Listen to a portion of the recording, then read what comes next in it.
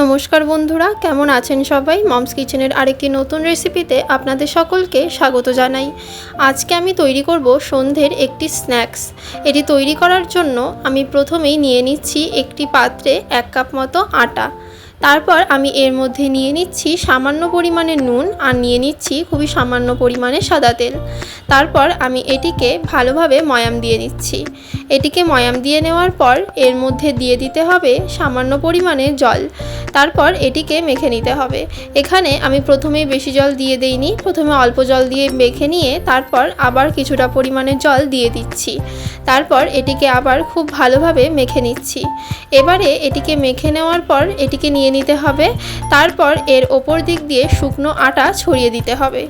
শুকনো আটা ছড়িয়ে নেওয়ার পর এবারে এটিকে বেলে নিতে হবে। এটিকে খুব বেশি মোটা করার দরকার নেই, এটিকে রুটির মতো করেই বেলে নিতে হবে। শুকনো আটা আরেকটু ছড়িয়ে নিলাম এবং তারপর এটিকে আমি বেশ বড় করে বেলে নিচ্ছি আর একটু পাতলা করেই বেলে নিচ্ছি। ঠিক যেরকম আমরা রুটি তৈরি করি ঠিক সেমভাবে তৈরি করলেই হবে।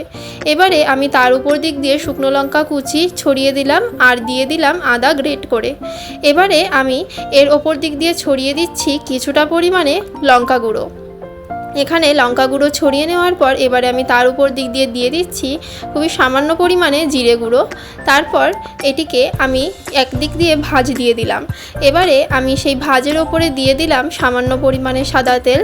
এবারে হাত দিয়ে সেটিকে ভালোভাবে রুটির গায়ে লাগিয়ে নিয়ে তার উপর দিক দিয়ে ছড়িয়ে নিচ্ছি খুবই সামান্য পরিমাণে শুকনো আটা।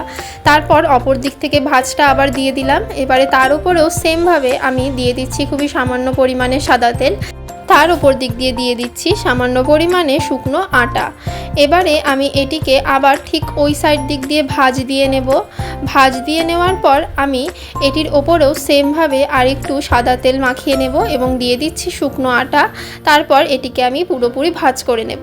এবারে তার উপর দিক দিয়ে শুকনো আটা ছড়িয়ে নিয়ে এটিকে আমি বেলে নেব।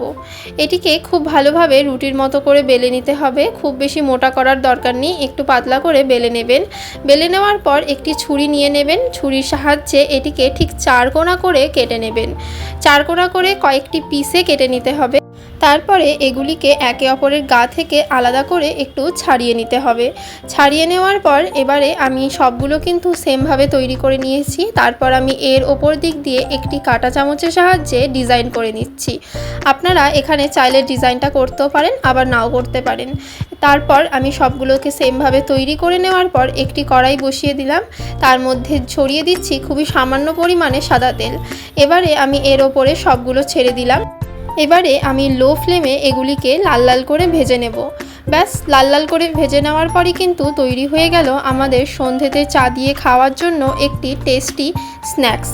রেসিপিটি যদি আপনাদের ভালো লাগে তাহলে অবশ্যই বাড়িতে একবার ট্রাই করবেন। আর এটির জন্য কিন্তু খুব বেশি উপকরণের প্রয়োজন নেই, ঘরে থাকা কিছু সামান্য উপকরণ দিয়েই এটি আপনারা তৈরি করে নিতে পারেন আর খুবই কম সময়ের মধ্যেই তৈরি করে নিতে পারেন। তো রেসিপিটি যদি আপনাদের ভালো লাগে তাহলে অবশ্যই একটি লাইক করে দেবেন। আমার চ্যানেলের রেসিপিগুলো যদি আপনাদের কিছুটা ভালো লেগে থাকে তাহলে অবশ্যই আমার চ্যানেলটিকে সাবস্ক্রাইব করে দেবেন। আজকের মতো এইটুকুই, দেখা হচ্ছে আবার পরবর্তী একটি নতুন রেসিপি নিয়ে মমস কিচেনের আরেকটি নতুন ভিডিওতে। সবাই সুস্থ থাকবেন, ভালো থাকবেন, দেখা হচ্ছে আবার কালকে। টাটা।